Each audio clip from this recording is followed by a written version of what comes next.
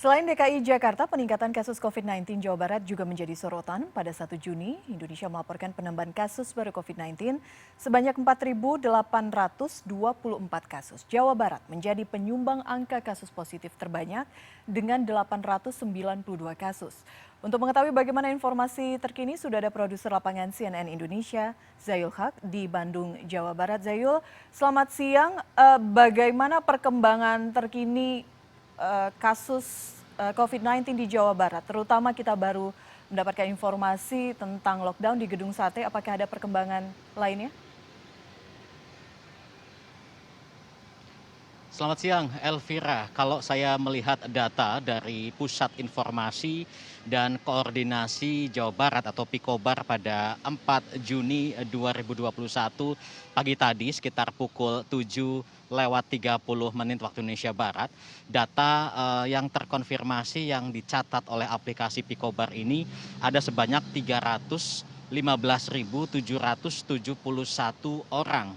Tapi kalau saya lihat lagi pukul 11.30 ini jumlah ada penambahan sekitar cukup signifikan, yakni sudah mencapai 316.947 kasus total kasus terkonfirmasi.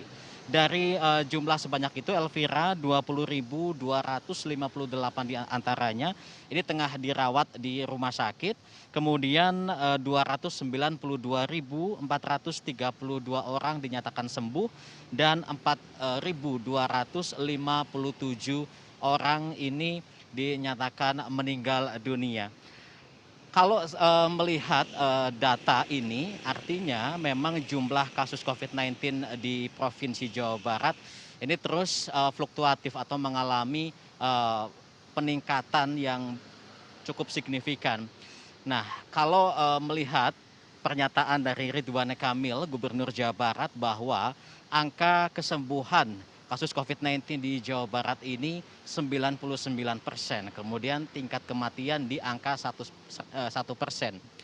Tapi ini tidak melulu bahwa angka tersebut valid seperti yang disampaikan oleh epidemiolog dari Universitas Griffith Australia, Diki Budiman, yang menyatakan bahwa eh, Provinsi Jawa Barat ini menjadi salah satu provinsi yang penanganan pandemi COVID-19-nya bisa dikatakan terburuk.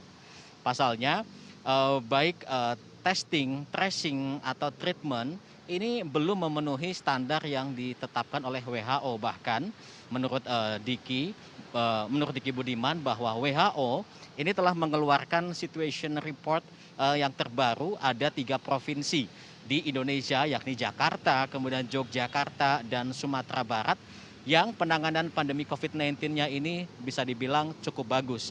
Lain halnya dengan Jawa Barat, baik skala testingnya ini belum sesuai dengan skala penduduk, belum sesuai dengan skala eskalasi atau besarnya kasus yang ada di Jawa Barat.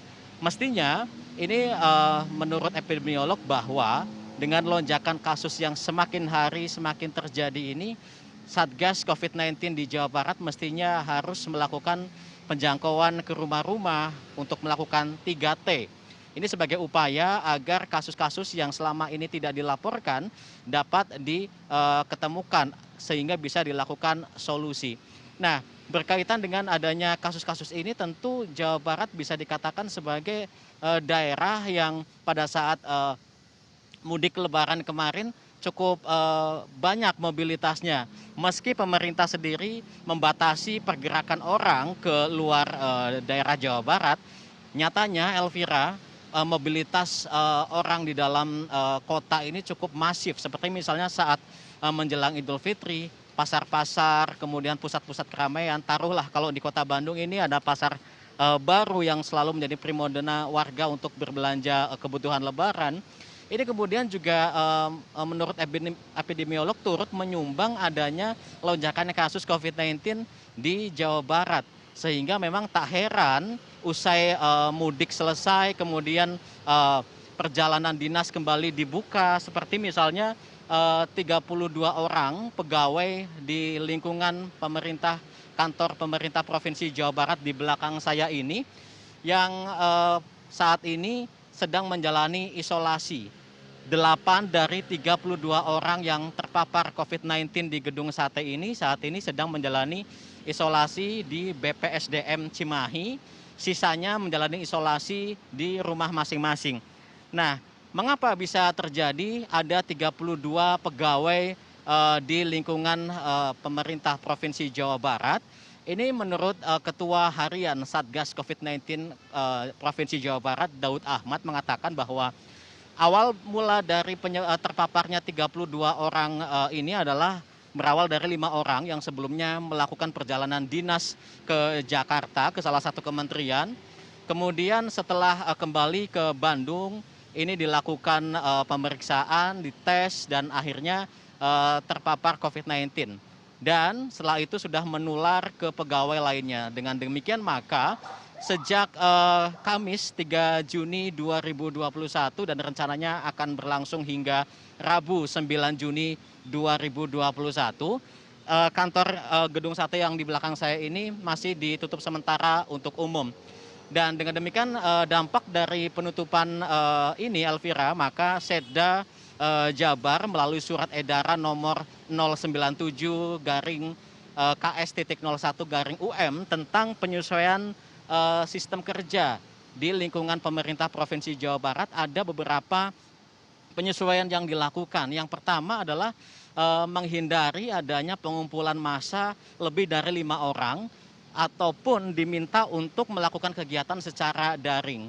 Kemudian juga setiap unit kerja ini maksimal hanya masuk ke Gedung Sate ini maksimal 25%. Artinya 75% masing-masing dari unit kerja itu bekerja dari rumah. Kemudian pegawai yang usianya di atas 50 tahun, kemudian sedang menyusui, termasuk ibu hamil dan yang memiliki riwayat penyakit, ini juga disarankan untuk bekerja dari rumah.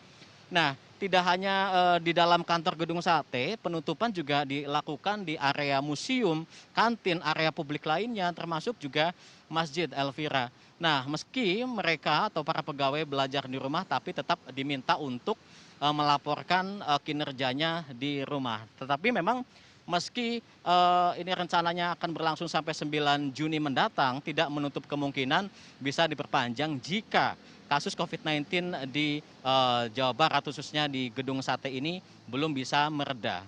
Elvira. Oke, baik. Artinya kewaspadaan masih harus terus ditingkatkan. Zaiul Haq, terima kasih informasi Anda langsung dari Bandung, Jawa Barat.